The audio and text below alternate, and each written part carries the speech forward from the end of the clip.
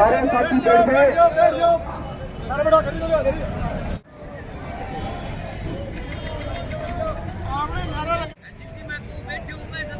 हाँ मैं देख लियो। जब तक अपनी बात की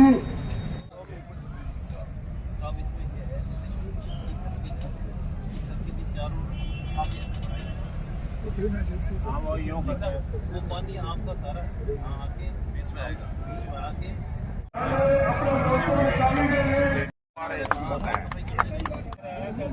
सर्किल के अंदर हम जितना पानी भरेंगे जितना भी होगा पता तो बड़ा साइज बना के उसका नाले समझौता हुआ है। जयप्रकाश जी का जो भूख हड़ताल जो चल रही थी कितने दिनों से, 7 दिनों से, आज हमारे बीच में एसडीएम महोदय, ईओ मैडम और एनएचआई के जो है मौजूदा विधायक राजेंद्र जी बाबू साहब, डूंगराल जी और पूर्व विधायक राजेंद्र जी, तमाम साथियों के बीच में जो समझौता हुआ मैं सुना रहा हूं कि पहला जो विषय है जिस पे अपनी सहमति बनी है, जो हम लोगों की जो मांग थी, इंदिरा सर्किल और इंदिरा सर्किल से डिग्री कॉलेज तक दोनों छोर की सर्विस रोड का पुनर्निर्माण सुदृढ़ कार्य भारत सरकार के जो क्रमांक संख्या है उसके अनुसार 4/9/2025 को इसकी स्वीकृति जारी हुई थी। तो लगभग यहाँ पे 8.25 करोड़ रुपए लगेंगे और 8.25 करोड़ से यहाँ का निर्माण होगा। ये पहली बात की अपनी सहमति बन गई है।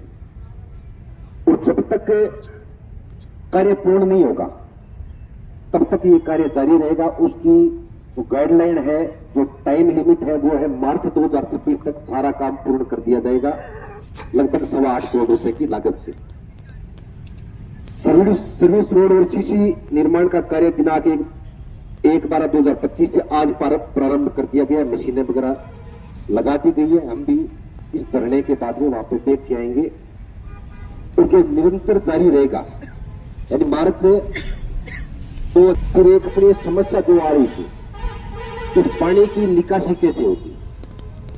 निकासी के अंदर यह था कि इनके पास जो प्रपोजल था उस हिसाब से हमें लगता है कि वो पानी की निकासी नहीं होगी, लेकिन एक कमेटी तय होके एसडीएम महोदय की अध्यक्षता में तीनों विभाग मिलकर यहां से जो मोरे कार्यालय है दिल्ली, वहां भिजवाया जाएगा। वहां से जो स्वीकृति आएगी उसका निर्माण दोबारा अपना करवाया जाएगा।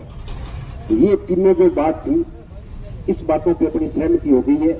और चौथा जो हमारा एक था कि काम अगर इन लोगों ने बीच में बंद कर दिया तो राजेसर के पास में जो टूल नाका बना हुआ है वो टूल नाका पूर्णतः बंद करेंगे। ये हमारी उनसे बात हुई है कि जब तक टूल नहीं देंगे, जब तक इस सारी चीजों का निर्माण नहीं हो जाता है। तो कुल मिला के हमारी जो बातें थी, जो मांगे थी, वो सहमति बढ़ गई है। खाना बड़ो घबराहट तो है।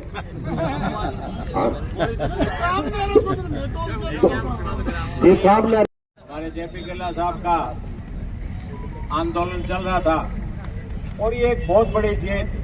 ये कोई साधारण कंपनी नहीं है। एमबीएल कंपनी अपने आप में एक बड़ी अलग तरह की कंपनी है। इसने आज तक कहीं कोई काम पूरे नहीं किए। बार बार शंका इस बात की है और इस बात की कि ये पता नहीं करेंगे या नहीं करेंगे। आज इनको पाबंद कर लिया है विधायक जी और एसडीएम साहब के सामने कि अगर इन्होंने काम बीच में बंद किया तो निश्चित रूप से हम किसी भी कीमत पे जो राज्य सर के पास जो टोल नाका बना हुआ है उस पर हम टोल नहीं देंगे। ये हमारा पूरा फैसला है।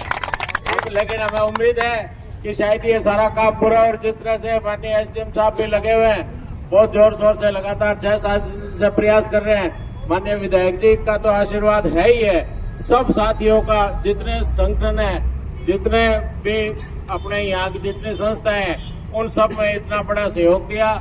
सारी बात मनवाने के लिए बात की, उसके लिए सारे सूरतगढ़ वासियों को जेपी गिल्ला की तरफ से, माननीय विधायक जी की तरफ से, हम सब की तरफ से बहुत बहुत साधुवाद, सबका बहुत बहुत धन्यवाद।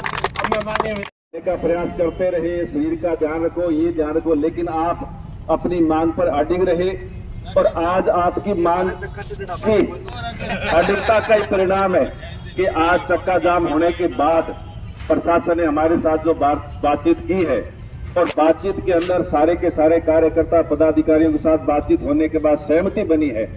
तो सहमति के अनुसार आज से काम चालू होगा, काम को बंद नहीं किया जाएगा और यदि बंद किया जाएगा तो फिर उसका परिणाम भी इस कंपनी को और एनएच को भुगतना पड़ेगा। इसलिए आज आप सब लोगों ने इस पूरे के पूरे 25 तारीख से चल रहे आंदोलन के अंदर बहुत बड़ा सहयोग दिया, इसलिए सभी का धन्यवाद। विशेष तौर से पत्रकार बंधुओं का बहुत बहुत धन्यवाद कि आपकी पूरी की पूरी टीम ने एक ही सांझे के काम में बहुत बड़ा सहयोग आपका रहा। प्रशासन का भी बराबर लगातार सहयोग हमारे साथ बना रहा, इसलिए पूरे प्रशासन का भी धन्यवाद करते हुए जेपी गिल्ला जी को एक बार फिर लख लख बधाई देते हुए कि आपने एक ऐतिहासिक काम सूरतगढ़ के अंदर किया है, इसलिए ये जेपी गिल्ला आंदोलन हमेशा के लिए याद रखा जाएगा। धन्यवाद। जय हिंद। राम राम। 7 दिवस बाद कार्य शुरू नहीं किया तो आप प्रशासन से किसी प्रकार की उम्मीद मत रखना। और एसडीएम साहब ने वही कार्य किया है जितना हुआ। देखो, प्रशासन से लड़ाई होती है, परंतु एसडीएम साहब से, यहाँ के प्रशासन से हमारी लड़ाई नहीं थी, एनएच से आपने लड़ाई थी, उसकी कंपनी से लड़ाई थी। एसडीएम साहब ने और सूरतगढ़ प्रशासन ने मेरा साथ दिया, उसके लिए बहुत बहुत धन्यवाद। और पूरे क्षेत्रवासियों ने, जो भी मेरे को जानता था नहीं जानता था, वो किसी पार्टी का पदाधिकारी था, कुछ भी था, सभी ने झंडे टंडे छोड़ के और इस जनता की आवाज को मेरे साथ मिलकर उठाया। उनके लिए मैं बहुत बहुत आभारी। और प्रेस मीडिया का मैं इतना आभारी हूं कि उनका मैं कभी ऋण नहीं चुका पाऊंगा। शायद इस जनहित के मुद्दे में इतना भरसक प्रयास किया प्रेस मीडिया ने, उसके लिए मैं आपको बता रहा हूं, फिर से एक बार आजीवन ऋणी रहूंगा। और मैं ये कहना चाहता हूं, भाई अगर कोई हिम्मत से, हौसले से, अगर जज्बे से सही बात की लड़ाई लड़े तो उसकी जीत अवश्य होती है। इसके लिए सभी साथियों को बहुत बहुत धन्यवाद। प्रणाम। जिंदाबाद। 7 दिन से भूख हड़ताल चल रही थी जेपी जी गिल्ला द्वारा। प्रशासन 2-3 दिन पहले से भी आया था, एनएचआई के लोग भी आए थे, लेकिन आज सारे बातों पे सहमति बनी है। आपके सामने नेशनल हाईवे का काम है जो शुरू किया गया है, लगभग आज लिखित रूप में दिया गया है कि निरंतर मार्च तक काम जारी रहेगा। लास्ट मार्च तक पूरे कार्य को पूरा कर दिया जाएगा। लगभग 8.25 करोड़ रुपए यहाँ पे खर्च होंगे और दोनों तीनों तरफ सड़कें बनेगी, इंदिरा सर्किट का पुनः निर्माण होगा। और जल निकासी की जो बात है, जल निकासी के लिए भी राज्य सरकार को, केंद्र सरकार को अलग से प्रपोजल रखा जाएगा। जो स्वीकृति होगी उसके लिए अलग से कार्य किया जाएगा। आज सारी बातों में सहमति बन गई है और आज अनशन तोड़ा गया। अनशन जो हमारे गिल्ला जी का पिछले 7 दिनों से चल रहा था, आज उसको अनशन को समाप्त इन सारी शर्तों पर कराया है कि इस रोड का निर्माण मार्च के अंत तक पूरा कर दिया जाएगा। उसके साथ साथ सबसे जो बड़ी समस्या इस खास करके इंदिरा सर्किल को थी, वो थी पानी निकासी की। पानी निकासी का जिस तरह का प्रस्ताव इन्होंने बना रखा था, एनएचए ने या इस कंपनी ने, एमबीएल ने जिसकी स्वीकृति दी हुई थी, निश्चित रूप से पानी का निकास होना बड़ा मुश्किल था। उसके लिए अभी ये तय हुआ है कि एसडीएम साहब की अध्यक्षता में एक कमेटी बनेगी और वो कमेटी एक प्रस्ताव बना के उसका थोड़ा बड़ा जो पानी निकासी का सिस्टम है उसको बड़े रूप में विकसित करने के लिए मोर्थ जो नेशनल हाईवे A1 का जो विशेष रूप से एक स्वीकृति देने वाला कोई पार्ट है जो टेक्निकल दृष्टि से स्वीकृतियां प्रदान करता है, उसको यहां से प्रस्ताव भेजा जाएगा। हालांकि उस प्रस्ताव की स्वीकृति के बाद आने में कम से कम 4-6 महीने का समय लगेगा, लेकिन समय चाहे लगे, ये तय है कि वहां से आने के बाद में जब बोर्ड से मंजूरी हो जाएगी तो उसके बाद में नेशनल हाईवे अपना काम करेगा और पानी की निकासी का है जो यहाँ से काम शुरू हो जाएगा। पानी की निकासी होने के बाद में सूरतगढ़ के शहर के उम्मीद है कि लोगों को इसमें बहुत बड़ी राहत मिलेगी। सूरतगढ़ शहर वासियों का सबका धन्यवाद। भाई गिल्ला जी का बहुत बहुत धन्यवाद जो उन्होंने 7 दिन तक लगातार आमरण अनशन पर बैठकर सूरतगढ़ की बहुत बड़ी समस्या का समाधान करवाया। सभी का बहुत बहुत धन्यवाद।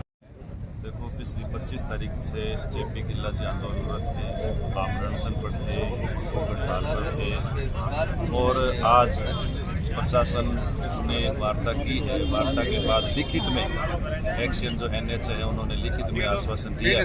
आज से वो काम शुरू करेंगे, काम निरंतर जारी रहेंगे और यदि जारी नहीं रखेंगे तो उसका भी भुगतान उनको करना पड़ेगा, उसकी सजा उनको मिलेगी। इसलिए हमें उम्मीद है कि वो लोग इस काम को करेंगे। को 12:30 बजे कि जब तक या तो यहां का प्रशासन या NHI के अधिकारी लिखित के अंदर एक एक बात को लेकर नहीं लेके आएंगे, तब तक ये सारी व्यवस्था ठप रहेगी। मेरा इतना ही निवेदन है आप लोगों से कि बहुत सारे साथी अभी थोड़ी देर के अंदर हमारे बीच में आ रहे हैं।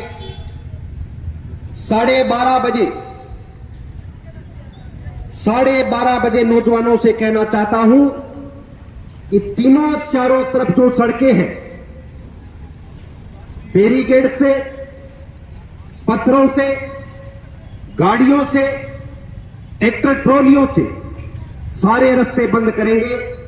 इस बात की सहमति के लिए सारे हाथ खड़े करें। सबकी सहमति है, यही बात हुई थी। सिर्फ सूरतड़ का निवासी इस बात में पीड़ा में नहीं है, जो सूरतड़ के अंदर आता है वो हर आदमी पीड़ित है। राजेश से हमारे बीच में बड़े भाई पृथ्वी जी थोड़ी आए हैं। सिर्फ फेसबुक पे देख के, यहां की समस्या देख के इन लोगों को भी तकलीफ हुई कि हमें भी आहुति देनी चाहिए। अपनी गाड़ी के अंदर 7-8 आदमी बिठा के लाए हैं।